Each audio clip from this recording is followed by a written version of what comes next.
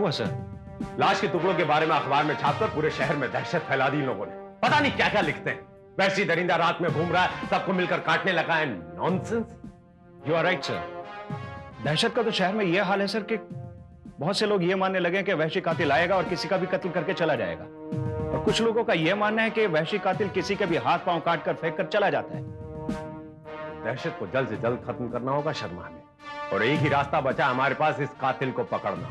किसी भी तरह इस कातिल को हमें पकड़ना पड़ेगा शर्मा, नहीं तो इस देश की जनता का पुलिस पर से विश्वास उठ जाएगा। लेकिन सर हम लोग कैसे करेंगे, क्योंकि ना तो हमें कातिल का पता है और ना ही कत्ल होने वाली का। हमें तो यह भी नहीं मालूम है कि सर कत्ल हुआ कहां पर है, क्योंकि लाश के टुकड़े अलग अलग जगह पर पाए गए हैं। अब एक ही उम्मीद की किरण है, सिर्फ एक, वो है वो लाश के टुकड़ों की फॉरेंसिक जांच की report. And I am very sure कि डॉक्टर सिराजी की उस जांच रिपोर्ट के बाद वो कातिल हमारी गिरफ्त में होगा शर्मा। मेरा ख्याल है जिसका कत्ल हुआ है इसका अगर आपको पता चल जाए तो कातिल तक पहुंचना आपके लिए आसान हो जाएगा। Doctor, how is that possible? लाश के टुकड़ों से ये पता लगाना, आई मीन लाश की शनाख्त करना बड़ा मुश्किल होगा जब तक उसका चेहरा नहीं मिल जाता। मानता हूं, लेकिन ऐसे बहुत सी बातें हैं जिससे लाश की शनाख्त हो सकती है। कोई खास बात पता चली आपको? वेल, खास तो नहीं कह सकते, लेकिन कुछ ऐसी बातें हैं जिससे मरने वाले की आकृति साफ नजर आ सकती है। जैसे? ये बात तो तय है कि ये पैर भी उसी लाश का हिस्सा है जिसका हाथ हमें पहले मिला था। इस पैर से ये बात भी साबित होती है कि ये औरत वाकई करीब, बहुत करीब थी। लेकिन डॉक्टर साहब ये आप कैसे कह सकते हैं? पैर का तलवा देखिए, फटा फटा, गंदा और काला, यानी कि ये औरत नंगे पांव चलने की आदी होगी। You're right, डॉक्टर, मैंने भी ऐसे ही सोचा। और उंगलियों के बीच की खाल देखिए, फट रही है, सड़ रही है, उसे एक्जिमा कहते हैं। लेकिन इस एक्जिमा पर कोई महंगी दवा नहीं लगाई गई, बल्कि एक मामूली सा मरहम इस्तेमाल किया गया है जिसने एक्जिमा को और बिगाड़ दिया है। डॉक्टर, ये एक्जिमा किस प्रकार का? आई मीन ये ड्राई है या? नहीं इंस्पेक्टर विजय, ड्राई एक्जिमा तो टेंशन की वजह से होता है, लेकिन ये एक्जिमा गंदगी और गंदे पानी से होता है। कई बार तेज साबुन का पानी भी ऐसे एक्जिमा का कारण होता है। यानी वही साबुन और पानी की बात। यस, ये औरत पानी साबुन के ज्यादा करीब थी, आम औरतों से ज्यादा। मुझे लगता है ये औरत घरों में बर्तन कपड़े धोने का काम किया करती होगी। आपका कहने का मतलब है बाई, घर में काम करने वाली? जी हाँ। एक बात और, ये औरत नंगे पांव रहती थी ये तो साफ दिखाई दे रहा है, लेकिन इसके कटे फटे पैर में और भी कुछ बातें छिपी हुई हैं। कैसी बात? एक, इसके फटे हुए पैर के दरारों में हमें कुछ सफेद रेत और नमक के अंश मिले हैं। इसका मतलब है कि इस औरत का घर या तो समंदर के किनारे है या तो इसका वहां अक्सर आना जाना रहता है। वेरी गुड डॉक्टर शिराजी, आपकी दी गई डिटेल की वजह से अब हमारे सामने एक चित्र तो बन चुका है। अब ऐसी गायब हुई कोई भी औरत के बारे में हम अपना ध्यान बड़ी आसानी से केंद्रित कर सकते हैं। इट्स माई जॉब इंस्पेक्टर विजय। और हाँ, वन थिंग मोर, वो कपड़ा, ये कपड़ा भी मेडिकल टेस्ट से गुजरा हुआ है। इस पर भी परफ्यूम स्प्रे किया गया था, लेकिन फिर भी इसमें बस्ती, समुद्र पानी की बू और नमकीन हवा का असर बाकी रह गया है, जो हमारी पहली थियरी को प्रूव करता है। यानी कि आपके मुताबिक वो मछुआरन ही थी? यस, इससे यह साबित होता है कि यह साड़ी का टुकड़ा भी उसी औरत का है। डॉक्टर, ये तो काफी महंगी साड़ी लग रही है। आई मीन हम उस औरत को काफी गरीब समझ रहे हैं। Is that possible? क्या वो औरत ये इतनी महंगी साड़ी अफोर्ड कर सकती थी? इंस्पेक्टर विजय, आप एक बात भूल रहे हैं कि वो एक घर काम करने वाली बाई थी। हो सकता है शायद उसके मालकिन ने अपनी उतरन दी हो।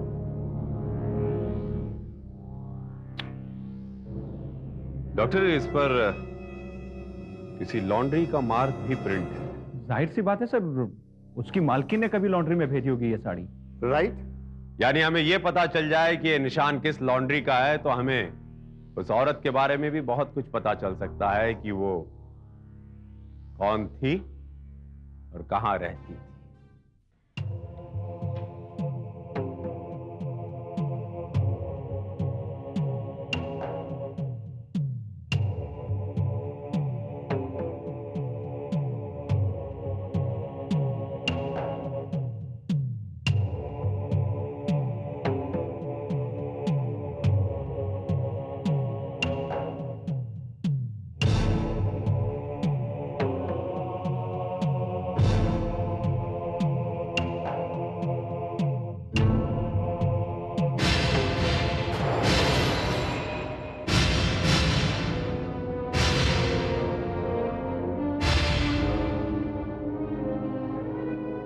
हमने अंधेरी के चप्पे चप्पे में सादी वर्दी और गश्ती पुलिस को तैनात कर दिया है। अब दिन हो या रात, वो पागल हत्यारा जब भी लाश के टुकड़े लेकर निकलेगा जरूर पकड़ा जाएगा सर। डू और डाई की सिचुएशन आ गई है शर्मा। इससे पहले कि वो पागल हत्यारा उन लाश के टुकड़ों को ठिकाने लगा दे, हमें उसे किसी भी हालत में गिरफ्तार करना होगा।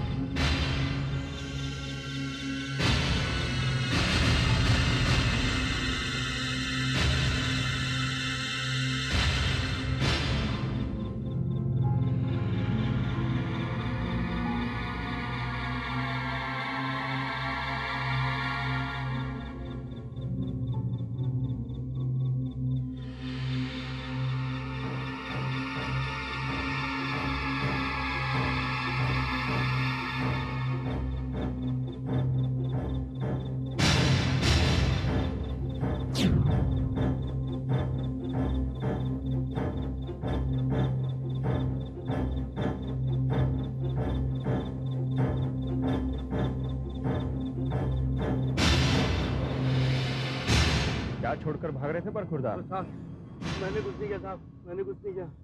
यह तो पुलिस स्टेशन चलकर पता लगेगा। चलो।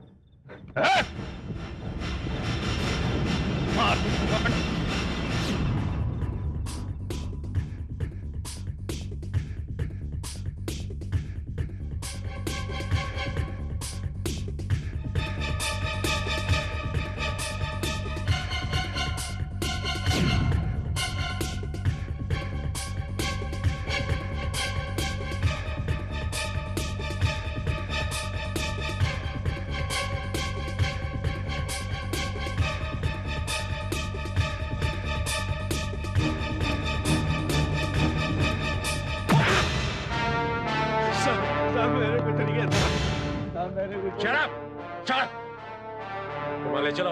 Okay sir. चलो। साहब मैंने कुछ नहीं किया साहब।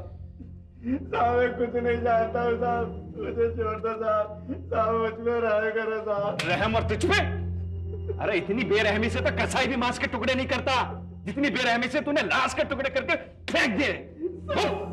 साहब मैंने किसी लाश के टुकड़े नहीं किए साहब। साहब मेरा विश्वास करो साहब।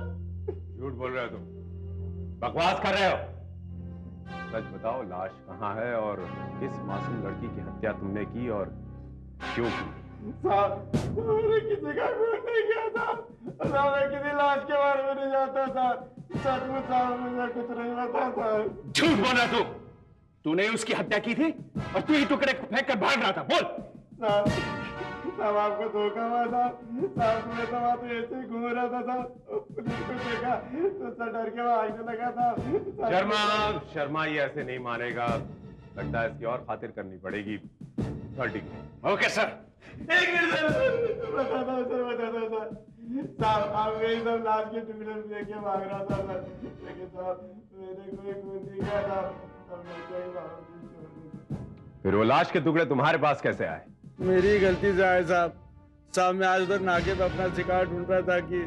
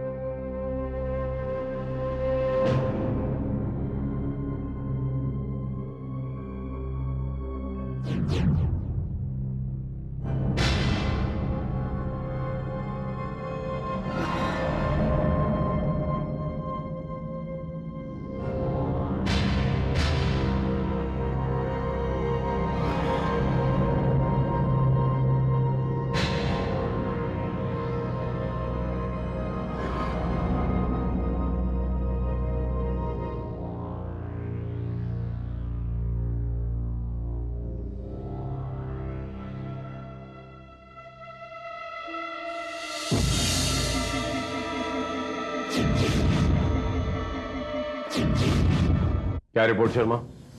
सर रिपोर्ट कुछ आशाजनक नहीं है। अंधेरी और आसपास के इलाके में कोई भी ऐसी लॉन्ड्री नहीं है जो कपड़ों पर इस तरह का निशान बनाती हो। ये शर्मा, कोई तो ऐसी लॉन्ड्री होगी जो इस तरह के निशान बनाती है सर, मगर वाशी में, जो कि अंधेरी से बहुत दूर है। जाहिर सी बात है सर, अंधेरी में काम करने वाली बाई वाशी तो नहीं जाती होगी।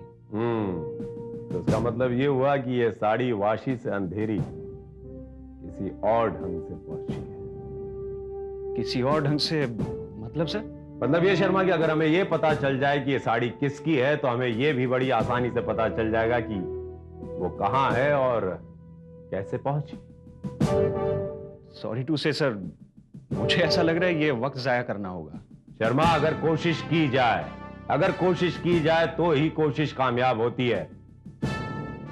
Sorry sir. लॉन्ड्री का नाम क्या है? Snow white. Let's go.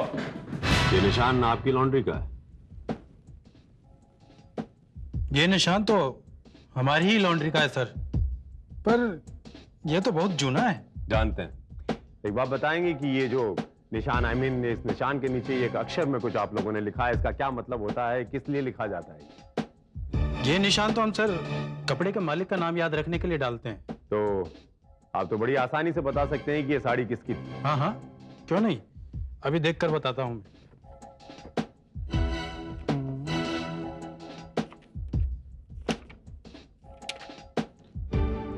Mister जोगी, ये साड़ी तो मिस्टर जोगी की मिसेज की है सर।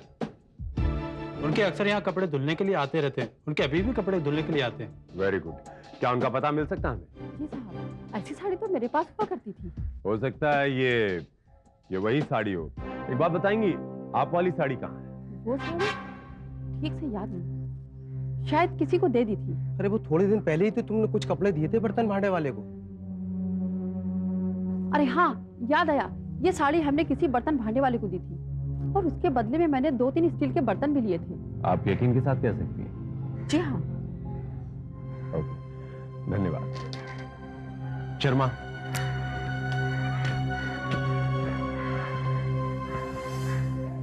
लेकिन सर ये मामला तो और भी उलझता जा रहा है।